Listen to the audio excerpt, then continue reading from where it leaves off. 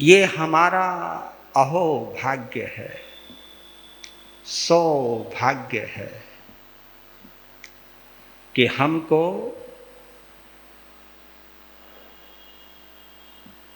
इस पंचम आर्य में,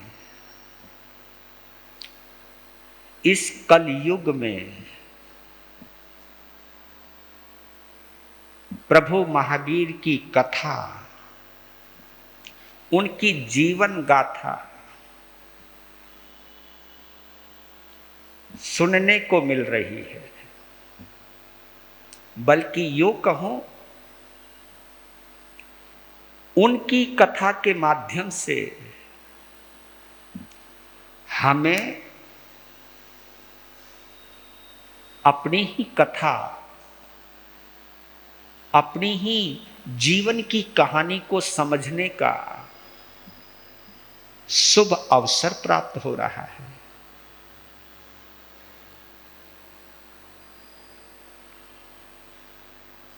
जो संभावनाएं प्रभु महावीर के जीवन में थी, वो सभी संभावनाएं हमारे जीवन में भी है। जिस तरीके से वे वर्धमान से महावीर बने, जिस तरीके से जन से जिनेंद्र देव बने,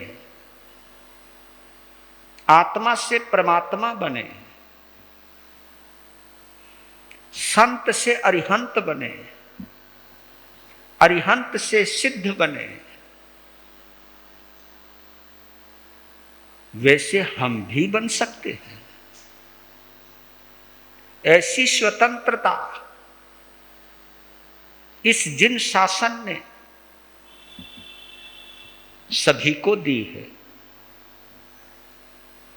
यहां कोई मालिक, कोई गुलाम नहीं है।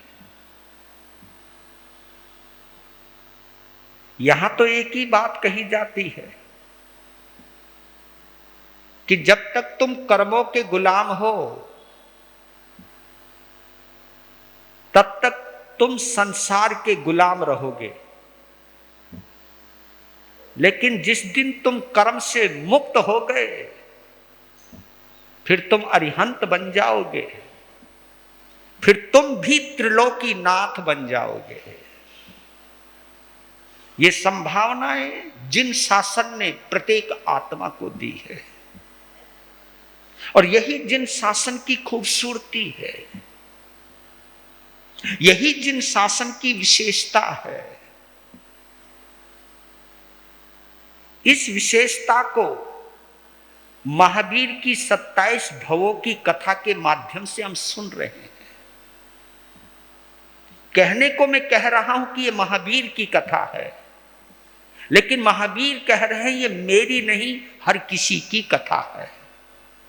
बस फर्क इतना ही है कि जब तक तुम कर्म से जुड़े रहोगे, इस संसार का हिस्सा रहोगे। लेकिन जिस दिन तुम कर्म से मुक्त हो जाओगे, तुम भी वहीं पहुंच जाओगे जहां मैं पहुंचा।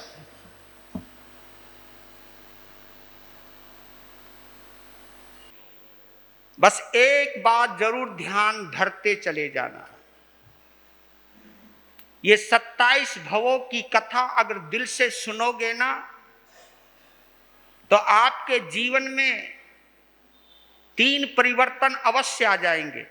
अगर दिल से सुनोगे तो कौन कौन से? जबान मीठी हो जाएगी, बुद्धि पवित्र हो जाएगी, और ये शरीर तुम्हारे लिए भव सागर के अंदर नाव बन जाएगी।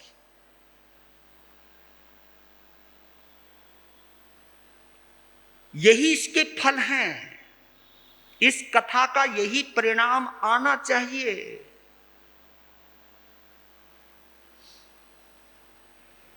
क्योंकि वाणी में जब तक मधुरता नहीं आएगी, इस बात का प्रमाण है कि अंदर कड़वाहट बाकी है।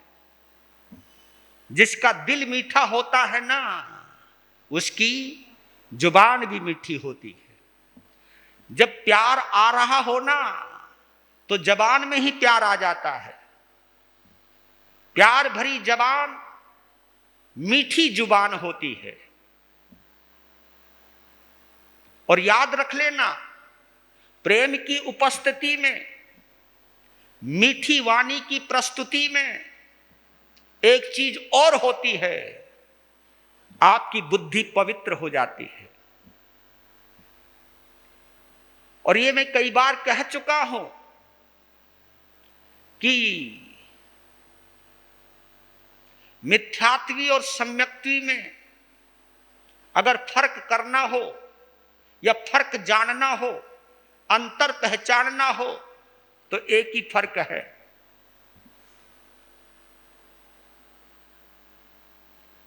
अगर हमारा हृदय बुद्धि के नियंत्रण में है तो हम मिथ्यात्वी हो जाते हैं, हम संसारी बन जाते हैं। क्यों? क्योंकि बुद्धि हमें संसारी बनाकर ही रखती है। हमारी जो बुद्धि है, जिसको आप दिमाग कहते हो, ये बुद्धि मोहनीय कर्म का प्रतिनिधि होता है। तो बुद्धि के नियंत्रण में अगर आपका हृदय रहेगा, दिल अगर आपका बुद्धि का गुलाम है, तो आप भटकते रहोगे। लेकिन अगर आपका दिमाग बुद्धि का गुलाम है, अगर आपका दिमाग हृदय का गुलाम है, तो इसको हम कहते हैं कि आप सम्यक्त्वी हो। क्योंकि दिल कभी भटकने नहीं देता और ये दिमाग कभी किसी को सुलझने नहीं देता, ये दिमाग कभी किसी को समझने नहीं देता। क्योंकि दिमाग हमें स्वार्थी बनाता है, दिल हमें परमार्थी बनाता है। दिमाग हमें सेल्फ सेंटर्ड बनाता है और दिल हमें सोल सेंटर्ड बनाता है। समझ गया? सोल सेंटर्ड, आत्म केंद्रित, आत्मा के इर्द गिर्द रखता है, हमें आत्मवत् सर्वभूतेषु का मंत्र देता है। ये आत्मवत् सर्वभूतेषु, जिस चीज के लिए भगवान महावीर ने कहा मिट्टी में सव भूयेषु, ये महावीर का संदेश है, मिट्टी में सव भूयेषु। और ये उपनिषदों की पुकार है, आत्मवत् सर्वभूतेषु। इन दोनों में शब्द अलग अलग हैं, एक प्राकृत भाषा, एक संस्कृत भाषा है, लेकिन आत्मा की परिभाषा एक ही है, इसमें कोई अंतर नहीं है। आत्मवत् सर्वभूतेषु कहो या मिट्टी में सब भूयेषु कहो, बात एक ही। सभी जीवों से मेरा मैत्री भाव है, ये महावीर ने बोल दिया, ये वैदिक ऋषियों ने बोल दिया कि आत्मवत् सर्वभूतेषु, कि जितने भी जीव हैं वो मेरी आत्मा के समान हैं। आप कहीं से भी पकड़ लीजिए, ये कथा का रहस्य है कि वाणी मीठी होनी चाहिए, बुद्धि पवित्र होनी चाहिए। कब होती है पवित्र? जो बुद्धि धर्म से जुड़ी हो। और ये दो चीजें हो गई ना, तो आपका शरीर नाव बन जाएगा और हम सब भव पार हो जाएंगे। कल आप लोग सुन रहे थे, क्योंकि कुछ नए भी आए हैं अब, लेकिन उनके लिए मैं पीछे तो नहीं जा सकता। लेकिन महावीर की कथा एक ऐसी कथा है, कहीं से भी पकड़ लो, वहीं से कुछ ना कुछ प्रेरणा देती है, वहां से कुछ ना कुछ समझ देती है। बस फर्क इतना है, जरा दिल से सुनना। दिल से सुनोगे तो सब भ्रांतियां दूर होती चली जाएंगी, दिल से सुनोगे सब गफलतें दूर होती चली जाएंगी। तो 17वें भव में भगवान महावीर की आत्मा राजगृह नगरी में विश्वभूति के नाम से जन्म लिया है।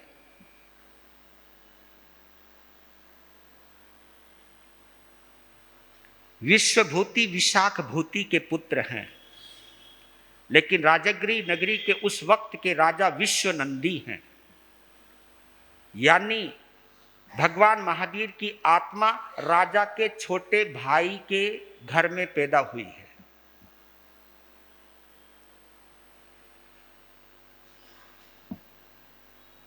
और ये किसका फल है?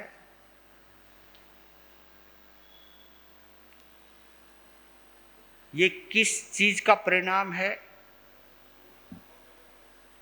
जो मरीचि के भाव में उन्होंने अहंकार किया था, मेरे से बड़ा कोई नहीं, एक मैं ही हूं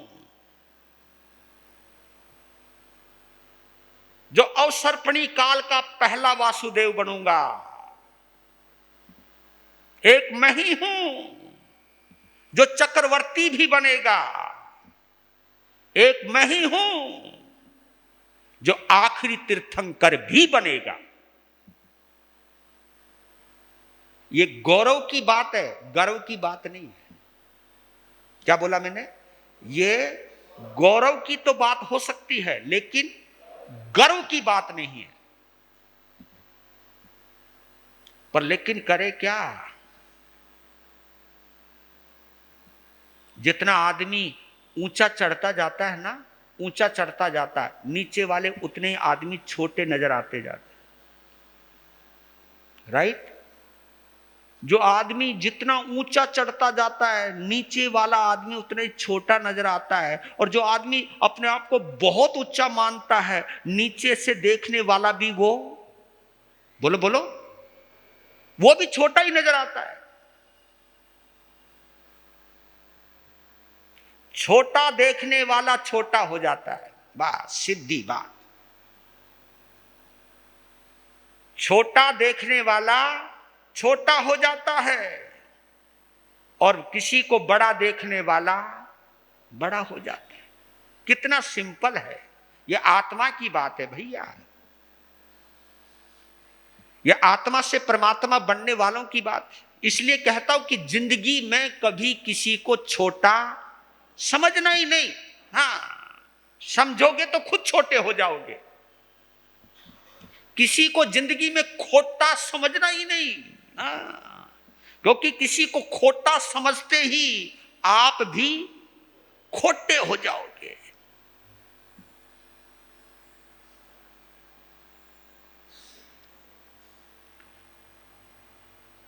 पहले उस कुल में आते रहे, परिव्राजक बनते रहे, देवलोक और मनुष्य बनते रहे, और ये परंपरा उनकी 13 भवों तक लगातार चलती रही। 17वें भव में क्षत्रिय कुल में आए। पर लेकिन यहां पर भी राजा के बेटे नहीं बन पाए, बल्कि राजा के भाई के बेटे बने, यानी छोटे हो गए। यहां पर भी छोटे हो गए। इसलिए कहता हूं कि जिंदगी में प्लीज किसी को छोटा मत समझना, नहीं तो जिंदगी भर छोटे बनते रहोगे आप। ये महावीर बोल रहे हैं, मैं नहीं बोल रहा हूं। ये महावीर की कथा बोल रही है, मैं नहीं बोल रहा हूं। महावीर इसलिए बार बार कहते अप्पा सो परमप्पा। ये महावीर ने इसलिए बोला। क्या बोला? अप्पा सो मतलब आत्मा ही परमात्मा है, बस यहीं पर टिके रहना। आत्मा ही परमात्मा है, ये महावीर ने बोला। किसी को छोटा नहीं समझ। तो देखिए, कल आप लोगों ने सुना था कि राजा का लड़का डरपोक है। जो राजा बनने वाला है वो डरपोक है, और छोटे भाई का लड़का यानी विश्वभूति बहादुर है, जिसे राजा नहीं बनना। जिसे राजा नहीं बनना वो बहादुर है, और जिसे राजा बनना है वो डरपोक है।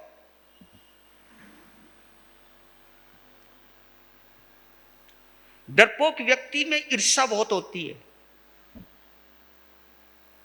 जिसमें हीन भावना आ जाती है ना, हीन भावना, उसमें ईर्ष्या भी आ जाती है।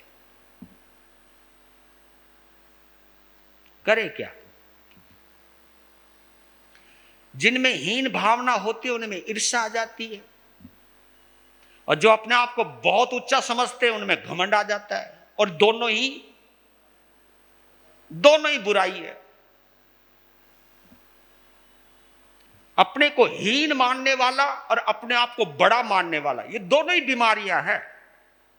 क्योंकि जो अपने आप को बड़ा मानता है वो सबको चींटी के बराबर समझता है, और जो अपने आप को बहुत छोटा मानता है वो इतना बड़ा मानता सामने वाले को कि अपने को कुछ भी नहीं मानता, और उसकी वजह से हीन भावना उसके अंदर आ जाती है और ईर्ष्या आ जाती है। दूसरे की खूबसूरती अच्छी नहीं लगती, दूसरे की प्रसिद्धि अच्छी नहीं लगती, दूसरे की ऊंचाई अच्छी नहीं लगती, ये हीन भावना आती है। और ये दोनों बीमारियां हैं, मानसिक रोग है ये। एक रोग का शिकार विश्वभूति बन गया, एक रोग का शिकार विशाखानंदी बन गया। दोनों की शादी हो गई, और कल आप लोग सुन रहे थे विश्वभूति पुष्प करंडक उद्यान में अपनी रानियों के साथ मस्त है। भड़काया विशाखानंदी की रानियों ने कि मजा तो वो ले रहा है, हमारी किस्मत फूट गई, अब करें क्या। कुछ चीज समझने को तैयार हो तो कभी कभी आप लोग भी नहीं समझने देते, है ना। अब वो दो चीज जरूर मैं कहना चाहता हूं, आज के संदेश देना चाहता हूं कि मैं ये नहीं चाहता कि नारी किसी की दासी बनकर रहे, नारी किसी की दासी बनकर रहे, क्योंकि यहां बेशक से नारियों को दासी के रूप में माना गया है। लेकिन मैं नहीं चाहता, और महावीर भी नहीं चाहते, मैं नहीं चाहता कि नारी किसी की गुलाम बन के रहे, किसी की दासी बन के रहे, लेकिन नारी किसी की साथी बनकर तो रह सकती है। दासी नहीं बल्कि साथी, जीवन साथी, साथी तो बन के रह सकती है ना। क्योंकि जो जीवन साथी बनकर के रहता है वो अपने जीवन साथी को कभी गलत प्रेरणा नहीं देता। लेकिन जो दासी बनकर के रहेगी कभी भी खुंदक आ सकती है उसको, और अगर नारी को दासी समझा जाएगा तब भी गड़बड़ हो सकती है, क्योंकि उसका स्वाभिमान कभी भी जागृत हो सकता है। तो इन दोनों चीजों में ना दासी समझना चाहिए ना दासी मानना चाहिए, साथी समझना चाहिए, साथी समझना चाहिए। जो साथ दे वो साथी, जो हमें भटका दे वो खुरापाती। खुरापाती समझते होंगे आप, उसी को खुरापाती कहते हैं। जो आदमी को भड़काए, भड़का दिया कि मारी किस्मत फूट गई, जो तू हमें मैं पति के रूप में मिलो। अब ये धक्का और भी जोर का लग गया कि मतलब क्या कहो तुम न कि जी तुम होने वाले युवराज हो सकते हो लेकिन एक धेले के नहीं हो। मौज तो जिंदगी विश्वभूति ले रहे हैं, देवर जी ले रहे हैं, तुम तो कुछ भी नहीं है। ऐसे नहीं कहा, तुम क्या समझते हो मैं राजा का बेटा हूं।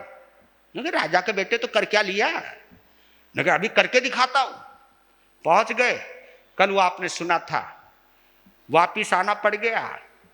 गया था छाती खोल के, मतलब सीना तान के आया बेचारा, मुंह लटका के, और औरतों ने और चढ़ा दिया। हो गई, पता लग गया कितनी ताकत है तेरी। अब बेचारा मरता क्या नहीं करता, मां के पास पहुंच गया, मां के आगे रोने लग गया कि मां इससे अच्छा तो मरना ही अच्छा है। ऊपर से दासी,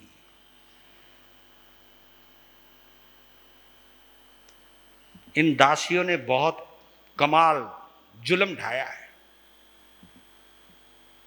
राजा दशरथ को भी चने चबवा दिए, बेचारे को बीच में ही मरवा दिया। मैं जीवन में मैं महावीर की कथा से एक ही प्रेरणा देना चाहता हूं अपने पुरुष समुदाय को और अपनी बहनों को, महिलाओं को, कि जिंदगी में कभी मंथरा मत बनना। क्या नहीं बनना, बनना ही नहीं, बहुत बड़ा खामियाजा भुगतना पड़ेगा। मैं बताऊं आप लोगों को, जो महिलाएं मां ना बनकर, धर्म पत्नी ना बनकर जिन शासन की श्राविका ना बनकर अगर मंथरा बनोगे ना, तो आप अपने घर को ही आग लगा के रखोगे। क्योंकि जो दूसरों के घरों में आग लगाता है, उनके घर खुद भी जलते हैं। अगर अपने घर को बचाना चाहते हो तो जिंदगी में मंथरा मत बनना। और आप लोग भी, क्योंकि आप कौन से कम हो, जिंदगी में कभी शकुनी मत बनना। क्या नहीं बनना? शकुनी समझते हो? महाभारत की मूल जड़ अगर कोई है, कौन है? वो शकुनी है। नाम का ही मामा है वो। ऐसे मामाओं से भगवान बचावे। बस ऐसा मामा मत बनना। मामा जरूर बनना, लेकिन शकुनी मत बनना। मामा बनना, मायावी मत बनना। क्या बोला मैंने?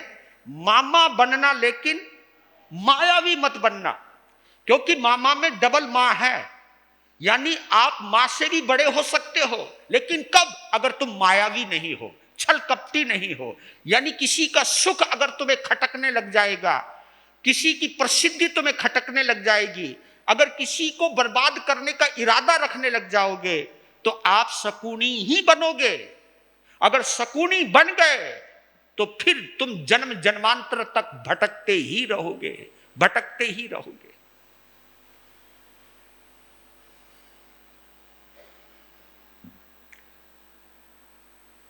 तो 2-3 चीजें आती हैं।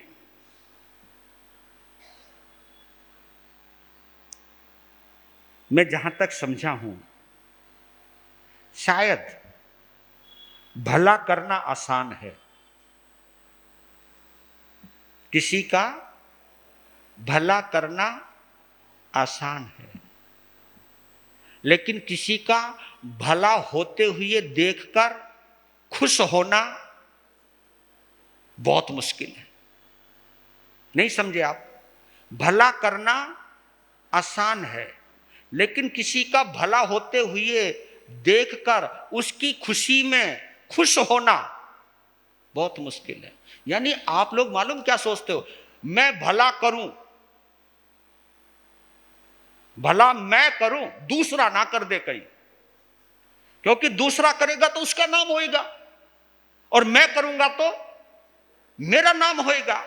यानी यहां यह पता चला कि भला करने के भाव भी इसलिए आए ताकि मेरा नाम होवे, और ईर्ष्या इसलिए आई कि कोई दूसरा भला यूं ना करे कहीं उसका नाम ना हो जाए। अगर तुम भला अपना नाम करने के लिए कर रहे हो, तो ये भलाई भी 2 कौड़ी की है। 2 कौड़ी की है ये। क्योंकि आपने उस भलाई की कीमत ले ली है। आप अपना नाम करना चाहते हो।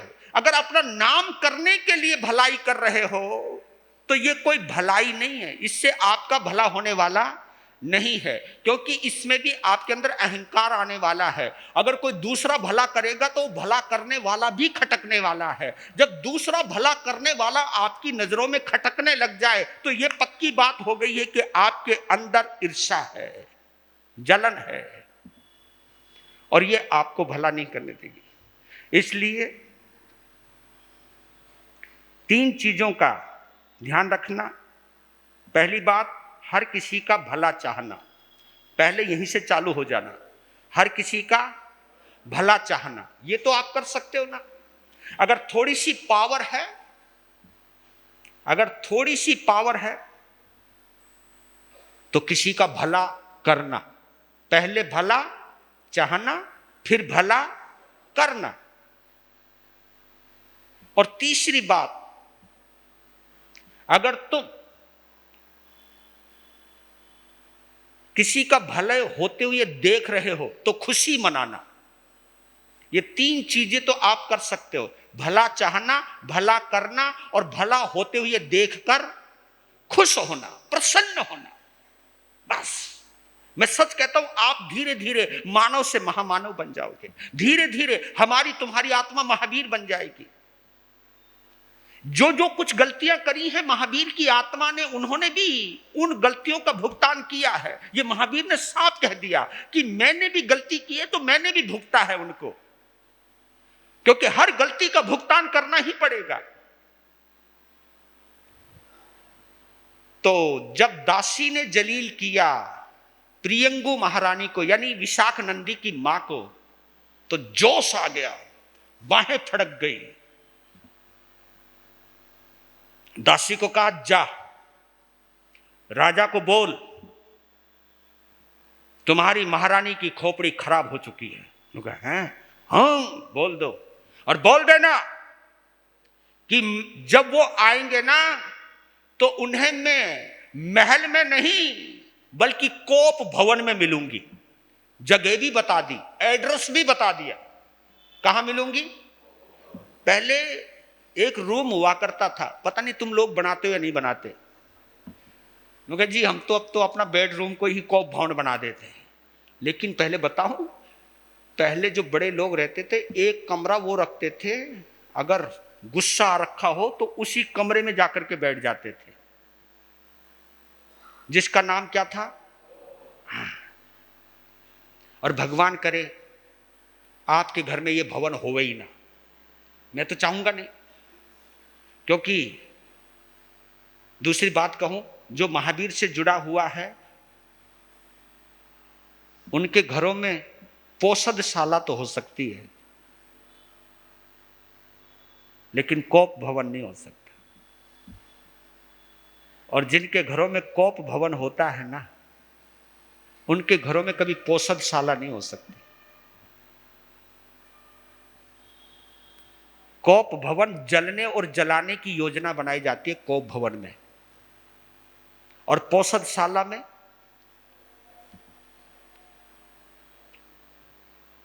मैत्री भाव को जगाने के लिए जो भवन होता है उसे पोषदशाला कहते हैं। स्थानक तो अब नाम दिए जाने लगे, अलग बनने लगे, लेकिन पहले साधु संत कहां ठहरा करते थे? पोषदशाला में ठहरा करते थे। पोषदशाला पहले गृहस्थी अपने लिए बनाते थे।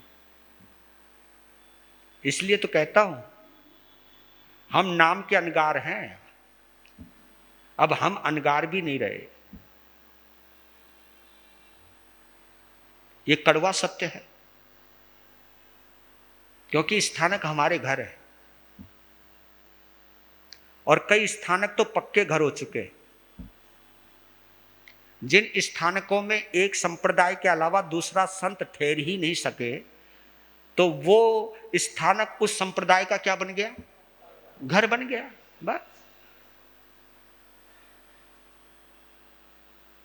और अब हम अपने अपने घर बनाने की प्रेरणा देने लगे।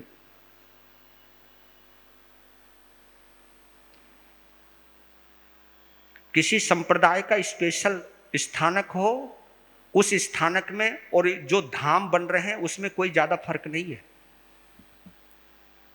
क्योंकि जहां कोई दूसरा जा ना सके वो उसका घर बन चुका है। लेकिन पहले पोषदशाला हुआ करती थी जो श्रावक बनाया करते थे। उन पोषदशालाओं के अंदर साधु साध्वी ठहरा करते थे। तो कोप भवन में चली गई, दासी पहुंच गई। दासी ने द्वारपाल को बोला, द्वारपाल ने राजा के कान में जाके बोला कि घर में आग लग गई। क्योंकि क्या घर में है लगी गई। इसलिए कहता हूं जब इनके मुंह में, इनका मुंह उदास हो ना, अगर ये बहुत खामोश हो, इनकी चेहरा, इनकी बत्ती सी नजर ना आए, तो समझ जाना खतरा है। सावधान कर रहा हूं मैं आपको, बताओ, फ्री में सलाह दे रहा हूं मैं। 3 चीजें बड़ी खतरनाक होती हैं।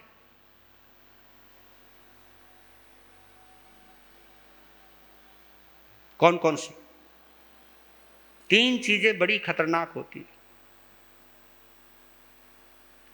शांत नदी,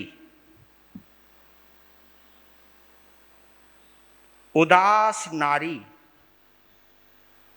खामोश कुत्ता।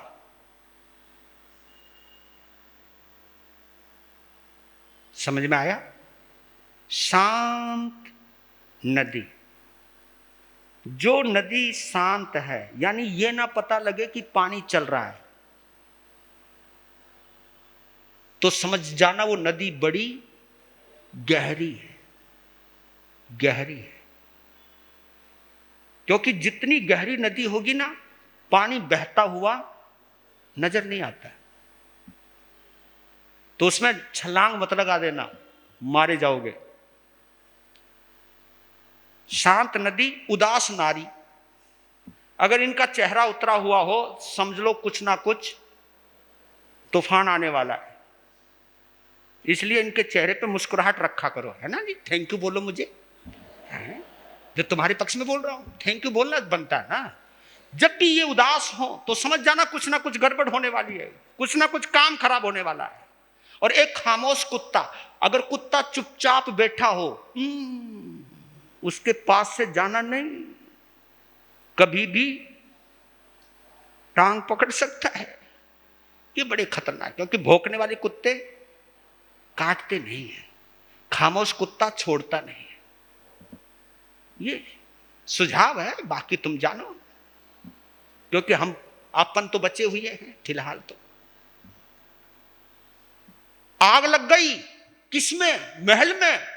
क्यों जी? आप ही देखो, बेचारा एक स्पेशल मीटिंग बैठा रखी थी, राजा उठा, महल में पहुंचा, देखा आग तो कहीं लगी नहीं, अंदर घुसा। दासियों ने कहा, दासियों से पूछा रानी कहाँ है? कोप भवन में। ओ तेरा भला, अब समझा आग कैसे लगी। दरवाजा खटखटाया, खोलो, खोल दिया, मुंह घुमा के बैठ गई। क्या हुआ, क्या नहीं हुआ? जवाब देखो, बेचारे आदमी ने पूछा क्या हुआ, और उसने बोला क्या नहीं हुआ। ओ तेरा भला, नहीं लगता कुछ मामला गड़बड़ी है। क्या हुआ? तुम इतने गर्म क्यों हो? देखो, मीठा बोलने की जरूरत नहीं है।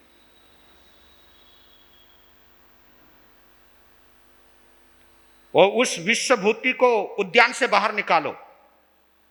क्यों? मैं बोल रही हूं यूं।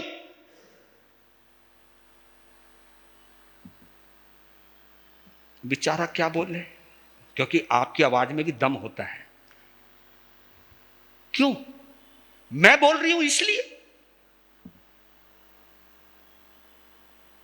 तू जानती है ना, बात सुनो, राजा कानून बनाता है प्रजा के लिए, अपने लिए नहीं। अगर तुम मेरे दर्द को समझते हो तो मुझे विश्वभूति उद्यान के बाहर मिलना चाहिए। तुमने अपने राजकुमार की दुर्गति करके रखी हुई है, क्यों बार बार तुम परीक्षा लेते हो? मैं तुम्हारी इंसानियत से तंग आ चुकी हूं, और एक बात साफ कह देती हूं, अगर जब तक विश्वभूति उद्यान में रहेगा तब तक ना मैं खाऊंगी ना मैं पीऊंगी। हो सकता है मर भी जाऊं। उनका मरिए तो मत, देखता हूं कोई। अब यहां पर आदमी गलती करता है।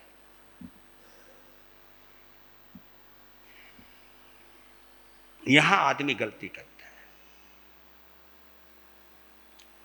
रास्ता कभी कभी वो ढूंढता है जो रास्ता और भटका देता है। कहा कि तू शांत हो, मैं योजना बनाता हूं, तू चुप, मैं अपने ढंग से योजना बनाऊंगा। राजा आ गया, चेहरा उतरा हुआ, मंत्री की नजर पड़ी, मंत्री ने पूछा, राजन उदास, बस ऐसे। नहीं नहीं नहीं, आपका चेहरा कुछ और बयां कर रहा है। जब ज्यादा पूछा, यहां पर एक चीज और याद रख लेना, ये कहानी बोल रहा नहीं है, कहानी का एक संदेश दे रहा हूं कि जब घर की बात हो ना, तो घर की बात कभी दूसरे के सामने बोलो शेयर नहीं करनी चाहिए। घर की बात, क्योंकि वो तुम्हारी घर की इज्जत है। अगर तुमने घर की सुलह करने के लिए अगर किसी और से संपर्क कर लिया तो गड़बड़ होने वाली है। दबाए रखा, पर लेकिन मंत्री पीछे पड़ गया। मैं तुम्हारा मंत्री हूं, तुम्हें बताना चाहिए है क्या मामला।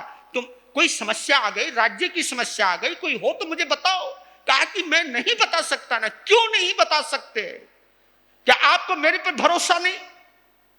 कि भरोसा तो है, लेकिन बात बताने वाली नहीं, बतानी पड़ेगी। फिर बता दी। कहा कि बस इसका समाधान तो मैं भी कर देता हूं, केवल 3 घंटे चाहिए मुझे। 3 घंटे, 3 घंटे के भीतर एक पत्र आ गया। सुदूर सीमा प्रदेश के किसी नियुक्त किए हुए अधिकारी का। पत्र में लिखा हुआ था, सीमांत प्रदेश के पुरुष सिंह जो सामंत है, उसने राज्य से बगावत की है, और अगर इस बगावत को यहीं पर नहीं दबाया गया तो ये आग पूरे राज्य को निगल जाएगी। अतः राजन, आपसे विनम्र निवेदन है, कृपया इस आग को शांत किया जाए, यानी सामंत पुरुष सिंह के विद्रोह को शांत किया जाए।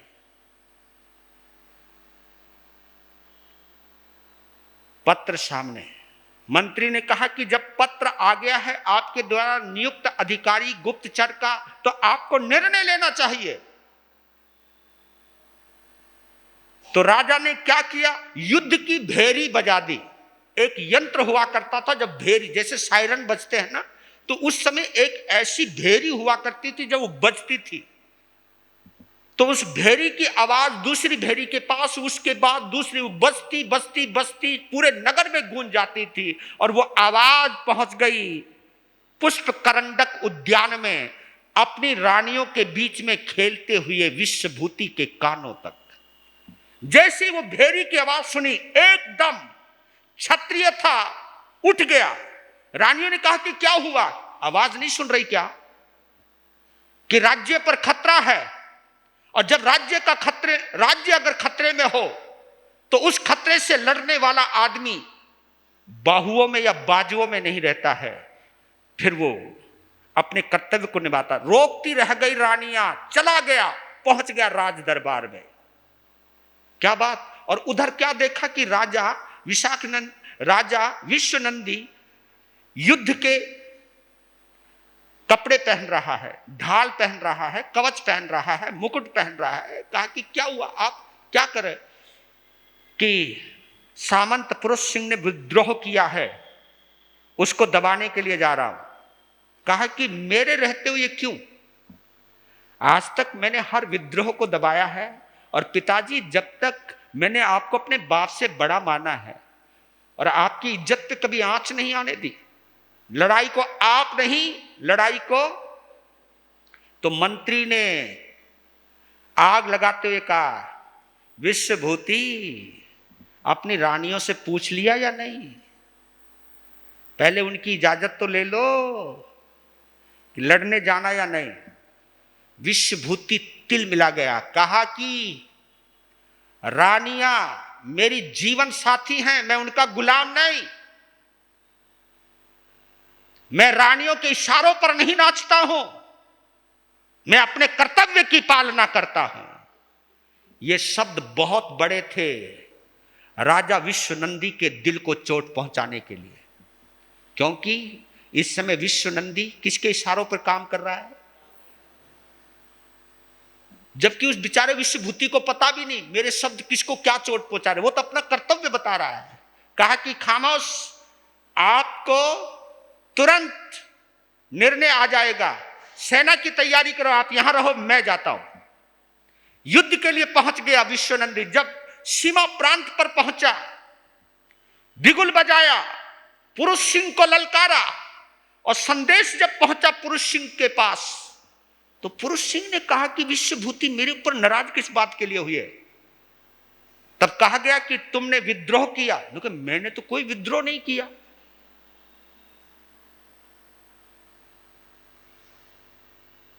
तो अपने एक वृद्ध मंत्री को कहा कि तुम फटाफट जाओ, मैं पीछे से आता हूं, और विश्वभूति को शांत करो कि मैंने कोई विद्रोह नहीं किया। मैं आज भी विश्वनंदी को अपना राजा मानता हूं, मैं उनका वफादार हूं, और कोई प्रमाणित कर दे इस बात को कि मैंने कोई विद्रोह किया। वृद्ध मंत्री पहुंचते हैं, विश्वभूति को प्रणाम किया, दूत बन के पहुंचे, प्रणाम किया कि राजकुमार प्रणाम, आपको शायद कोई गलतफहमी हुई है, हमारे सामंत वीर सिंह ने कोई विद्रोह नहीं किया और वो आने वाले हैं पुरस्कार लेकर के, आपकी अगवानी में, आपके सम्मान में। इतने में सामंत पुरुष सिंह आ गए, उन्होंने प्रणाम किया और जो इनाम देना था, कहा कि मैंने तो कोई विद्रोह नहीं किया, आप अचानक, पर लेकिन राजा के पास तो पत्र गया हुआ है। तब वृद्ध मंत्री ने कहा, रुको राजकुमार, जिस समय युद्ध की भेरी बजी उस वक्त तुम कहां थे? क्योंकि यह अनुभव काम करता है कि मैं पुष्पकरंडक उद्यान में अपनी रानियों के साथ था। तुरंत समझ गए कि राजकुमार, बगावत सीमा पर नहीं हुई है, बगावत तुम्हारे घर में हुई है। क्या कहते हो तुम? हां, संभालो आप अपने आप को, हमने कोई बगावत नहीं की है, आपको शायद उद्यान से निकालने के लिए षड्यंत्र किया गया है।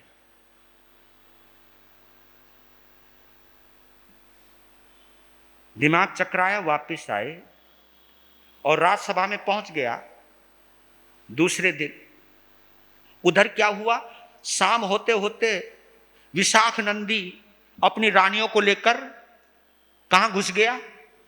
उस उद्यान में घुस गया कि अच्छा कब वो निकला, और बल्कि उनकी रानियों को, रानियां इंतजार कर रही विश्वभूति का कि वो आएंगे, हमें कुछ बताएंगे, लेकिन उन्होंने कुछ बताया नहीं। जब विशाख नंदी पहुंच गया, विशाख नंदी ने बड़ी बदतमीजी से और कहा, खड़ी हो जाओ, यहां से निकलो, यहां चलो, यहां से, अब हम, तुमने बहुत मौज मार ली है।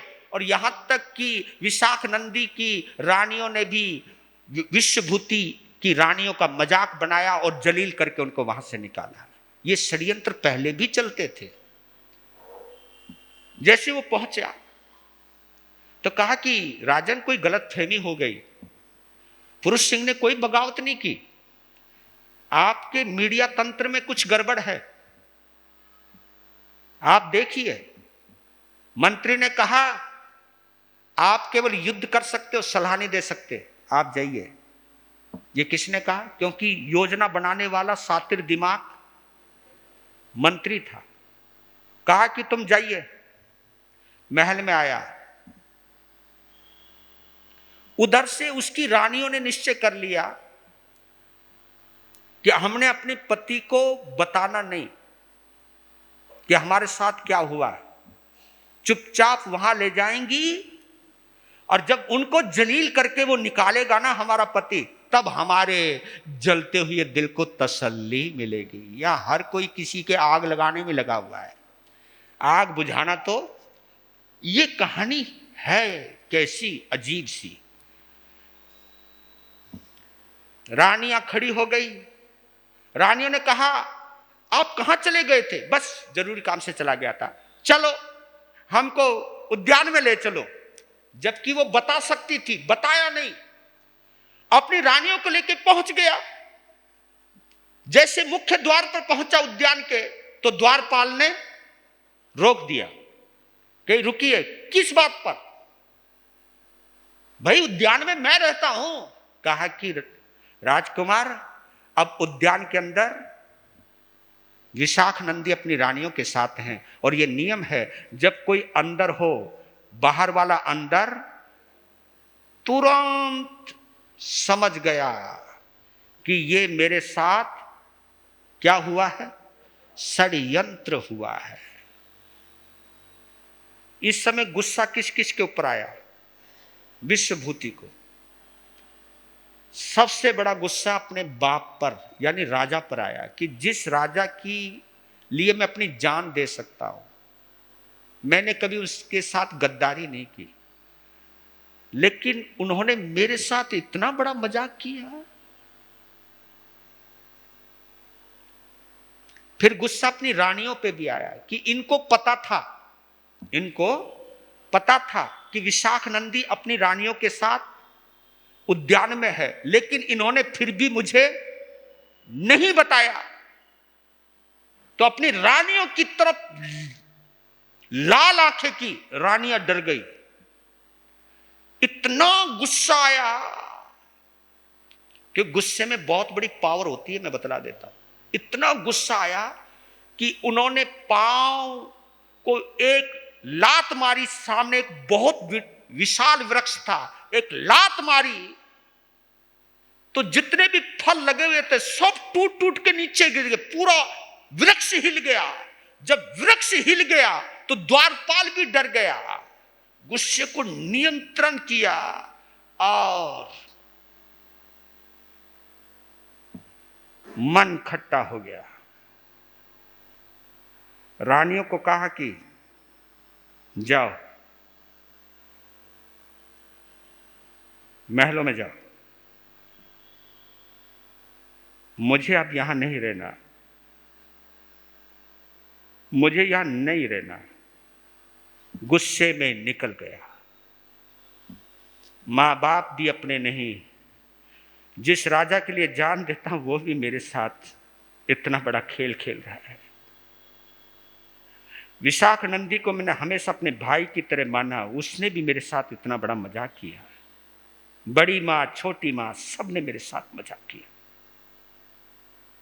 निकल गया, गुस्से में निकल गया, जंगल में चला गया और बहुत स्पीडली जा रहा है।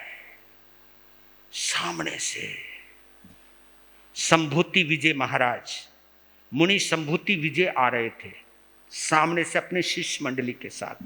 आप कल्पना कीजिए, वो आ रहे हैं और वो इधर से वो जंगल से इधर आ रहे हैं और वो इधर से जंगल में जा रहा है। जब दन दनाते हुए गए तो इतने गुस्से में था कि विश्वभूति की बाह आचार्य संभूति के बाह से टकरा गई, लेकिन रुका नहीं। लेकिन विश्व संभूति विजय रुक गए। कहा कि बंदा कोई गुस्से में गया है। पहचान गए, ज्ञानी थे। आवाज दी संभूति, हे बंधु रुको तो सही, कोई भाई नहीं होता, कोई मां बाप नहीं होते, क्योंकि आदमी गुस्से में है। कोई नहीं होता दुनिया में। एकदम संभूति विजय स्पीडली गए और उसको हाथ पकड़ लिया। कहा कि क्या हुआ, हाथ छोड़िए, रुको तो सही। सिर के ऊपर हाथ फेरा और फिर पीठ पर हाथ फेरा। ये देखिए, साधना में कुछ ना कुछ चमत्कार तो होता है। जैसे पीठ पे हाथ फेरा, विश्वभूति शांत। फिर जैसे ही विश्वभूति ने संभूति विजय को देखा, आंखों से आंखें टकराई, ऐसा लगा जैसे जलती हुई दिया सलाई किसी जलाशय में गिर गई हो, यानी आग बुझ गई।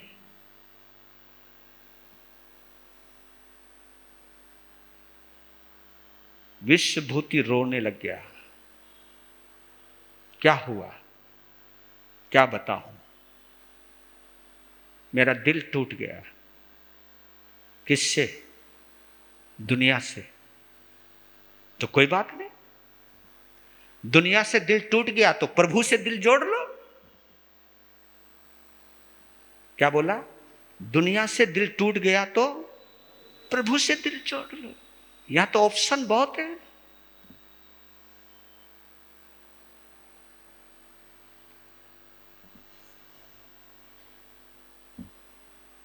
उस स्पर्श ने हिम्मत दे दी और उधर विश्वनंदी ने मंत्री को कहा कि विश्वभूति चला गया और मैं विश्वभूति के बिना नहीं रह सकता। ये किसने बोला?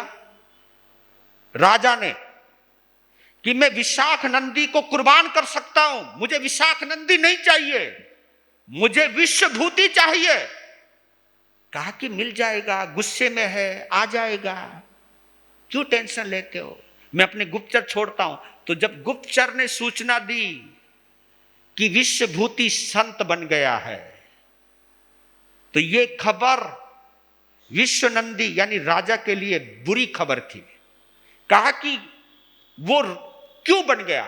कहा कि इस सवाल का जवाब मेरे पास है। मंत्री ने कहा, क्योंकि मंत्री भी कभी कभी सत्ता के नशे में चूर होते हैं।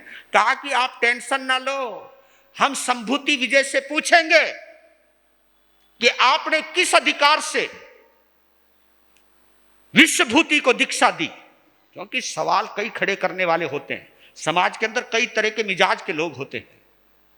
आप सब चलो मेरे साथ और हम सवाल जवाब करेंगे विश्वभूति से, क्योंकि बिना इजाजत के दीक्षा नहीं दी जाती है, क्योंकि तर्क अपने होते हैं। पहुंच गए विशाख, सबसे पहले संभूति विजय से मिले। मंत्री ने पहले हाथ जोड़े, कहा कि आचार्य परवर या गुरुदेव, आपसे हमें एक शिकायत है। कौन सी? आपने संभूति विजय को दीक्षा किस आधार पे दी? किस आधार पे दी? क्योंकि उसकी दीक्षा की आज्ञा देने वाले उसके मां बाप हैं, और नहीं तो उसकी पत्नियां हैं, और नहीं तो राजा है। आपने बिना इजाजत के दीक्षा कैसे दी?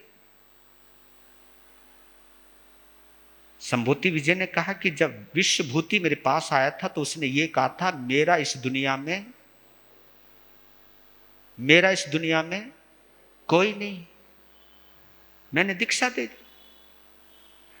अगर कोई है तो वो बैठा विश्वभूति, ले जाओ। पहुंच गया राजा, विश्वभूति को कहा कि मुझे माफ कर दो, और जो तुम कहोगे मैं वो करूंगा, आप दीक्षा छोड़ो, चलो। तब विश्वभूति ने कोई जवाब नहीं दिया। जब रोने लग गए राजा, कहा कि राजन, आपने कहा ना जो तू कहेगा वही करूंगा, तो अब मैं आपसे यही कह रहा हूं, मुझे इस जीवन में आनंद आ रहा है। आप अपने घर में राजी रहिए, आप अपने राज्य में राजी रहिए, मुझे इस जीवन में आनंद आ रहा है। बस मुझे उस दुनिया में नहीं जाना। ये बड़ी कृपा हो गई आप सभी की कि मुझे गुरु का द्वारा मिल गया, मुझे जिन शासन का सहारा मिल गया, मुझे अब उस दुनिया में नहीं जाना। गिड़गिड़ाते रहे, आखिर हार कर चले। विशाख नंदी भी पहुंच गया था। विशाख नंदी ने कहा, मेरे से गलती हुई है, मैं माफी मांगता हूं। कहा कि भाई कुछ नहीं, आप जाओ। चले गए। अब यहां पर मैं रोक रहा हूं कहानी को, पर लेकिन यहां समझने वाली एक बात आ रही है। संभूति विजय ने एक बात पूछी है विश्वभूति से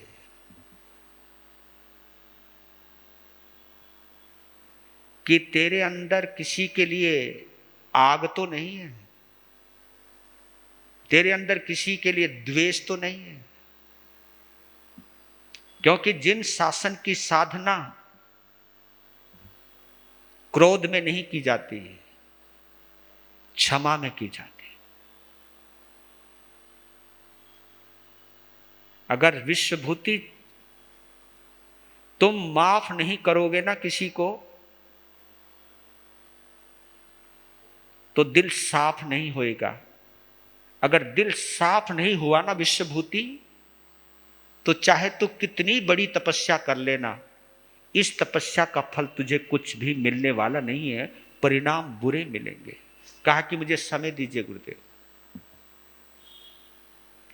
रात गुजरी, 2 रात गुजरी, फिर तीसरी रात के बाद फिर पूछा।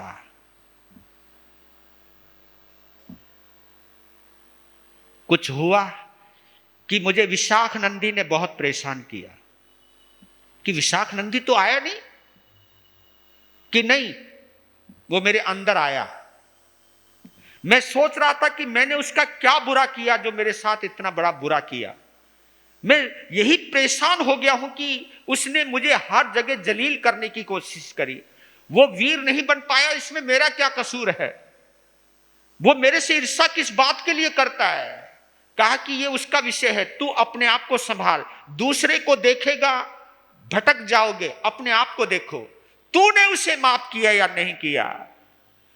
साधना कर, तपस्या कर। और याद कर लेना मेरे बंधुओं, दो चीजें जिन शासन ने बहुत अच्छी सिखाई है। दिल साफ करने के लिए क्या चाहिए?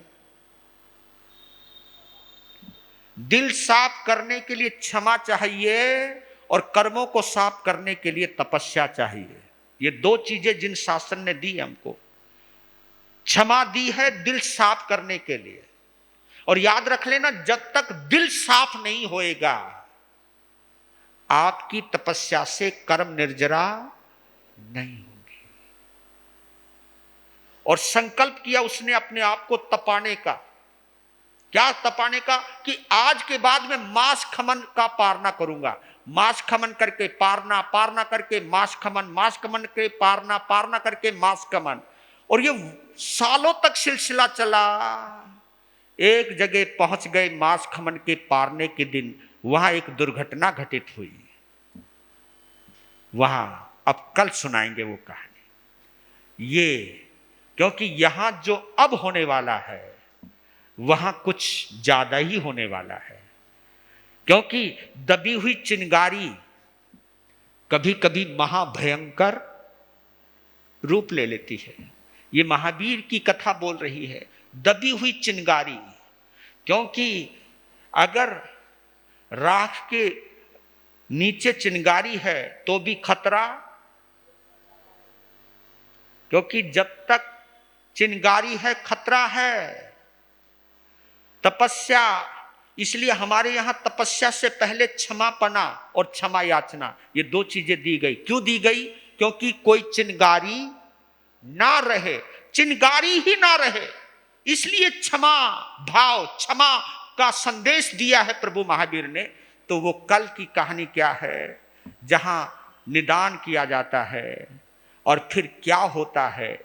कोई चीज है जब महावीर की आत्मा विश्वभूति बन के क्या करता है, कहां जाता है, फिर क्या होता है, ये कहानी अभी सिलसिलेवार चलने दीजिए। धन्यवाद। वीर नाम के हीरे मोती